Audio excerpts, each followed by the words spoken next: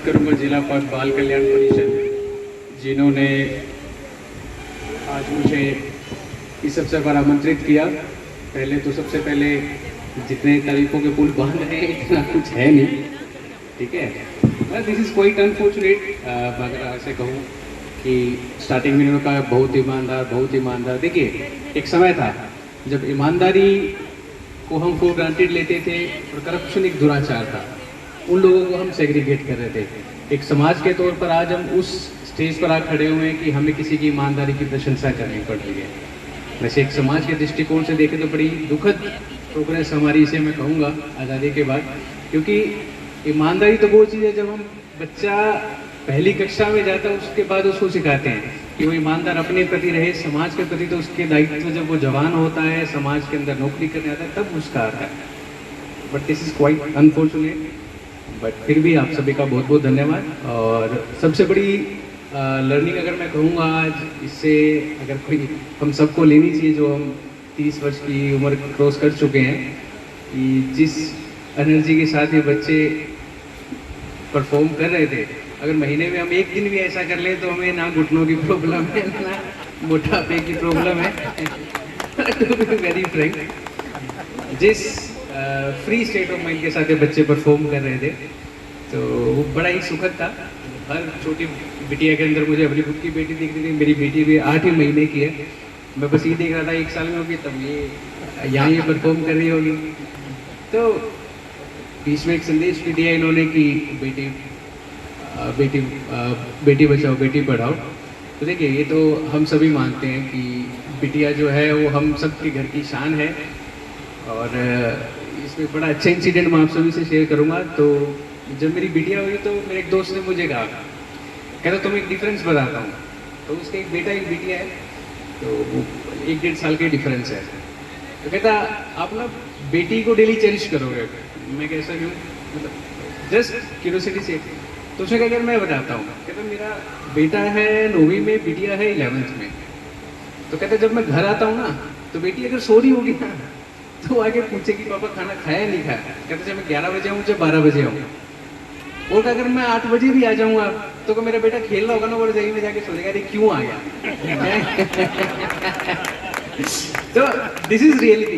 बोले लाइटर रहो, ठीक है, सब भगवान का स्वरूप ही है, बेटे हो चाहे बेटी हो। बट हाँ, इसमें कोई डाउट नहीं है कि बेटियाँ हमारे जीवन का रंग है। तो मेरी बेटी आज 8 ही महीने की, पर तो मैं कई बार सोचता हूँ जब ये शादी होके जाएगी तो मतलब शायद आंगन सोना होगा। ये शायद हम सभी इस चीज़ को मानते हैं।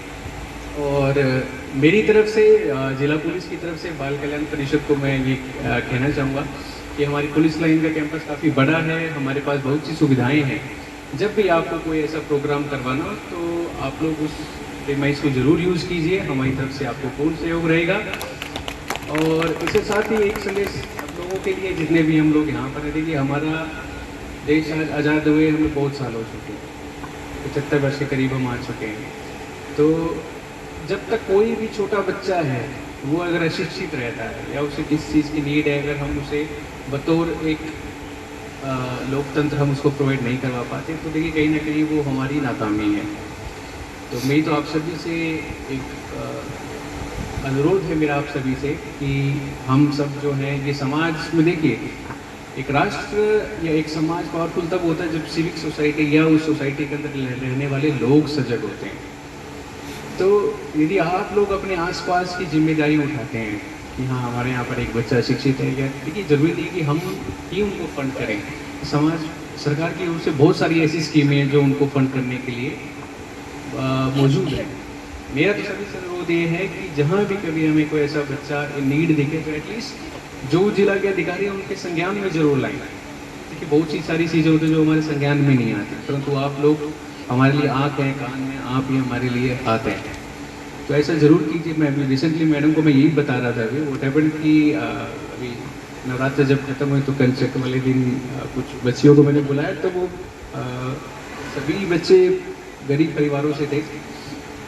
तो उनमें से एक छोटी बच्ची थी, शी हैज़ अ डिजीज़ कि उसको थोड़ा सा अगर प्रेस कहीं भी कर दोगे तो उसकी बेचारे की बोन ब्रेक हो जाएगी।